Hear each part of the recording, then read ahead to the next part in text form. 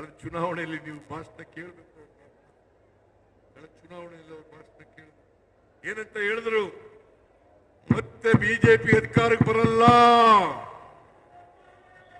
2019ರಲ್ಲಿ ಹೇಳಿರೋದು. ಮತ್ತೆ ಅಧಿಕಾರಕ್ಕೆ ಬರಲ್ಲ.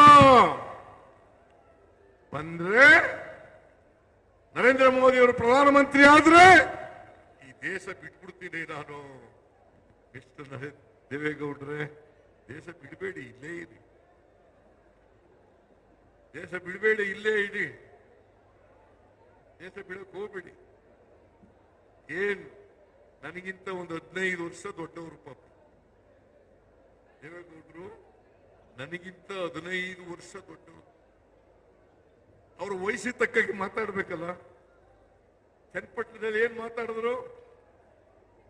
ಸಿದ್ದರಾಮಯ್ಯನ ಗರ್ವಭಂಗ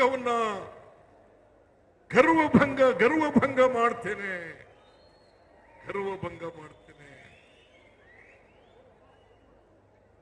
ನೀವೆಲ್ಲ ಬಿಡ್ತೀರಾ ನನ್ ಗರ್ವ? ಕುತ್ಕೊಳ್ರಿ. ಗರ್ವಭಂಗ ಮಾಡಕ್ ಬಿಡ್ತೀರಾ ನೀವು? ಗರ್ವಭಂಗ ಮಾಡಕ್ ಬಿಡ್ತೀರಾ?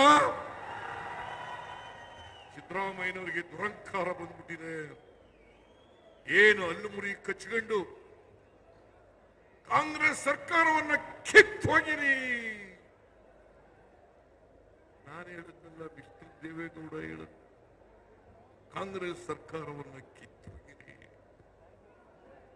ಯಾರೇ ಆಗ್ಲಿ ಕೂಡ ಅವ್ರ ವಯಸ್ಸಿಗೆ ತಕ್ಕ ಮಾತಾಡ್ಬೇಕಲ್ಲ. ಸಿದ್ದರಾಮಯ್ಯನಿಗೆ ಅಹಂ ಬಂದ್ಬಿಟ್ಟಿದೆ.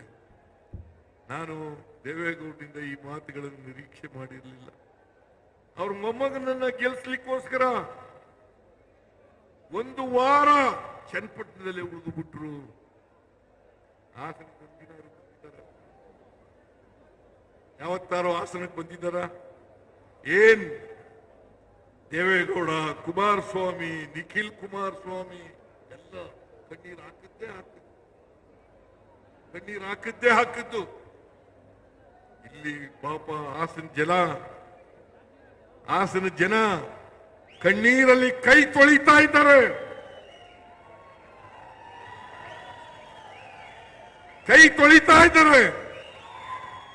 ಎಲ್ಲ ಮಹಿಳೆಯರು ಇವತ್ತು ಆತಂಕದಲ್ಲಿದ್ದಾರೆ. ಇಲ್ಲಿ ಬಂದು ಒಂದಿನ ಕಣ್ಣೀರು ಹಾಕ್ಬೇಕಾಗಿತ್ತಲ್ಲ ಮಿಸ್ಟರ್ ದೇವೇಗೌಡರೇ? ಇಲ್ಲಿ ಬಂದು ಒಂದಿನ ಹಾಕ್ಬೇಕಾಗಿತ್ತಲ್ಲ? ಏನ್ ಕರ್ನಾಟಕಕ್ಕೆ ಅನ್ಯಾಯ ಆಗ್ಲಿಕ್ಕೆ ಬಿಡಲ್ಲ. ಇವತ್ತು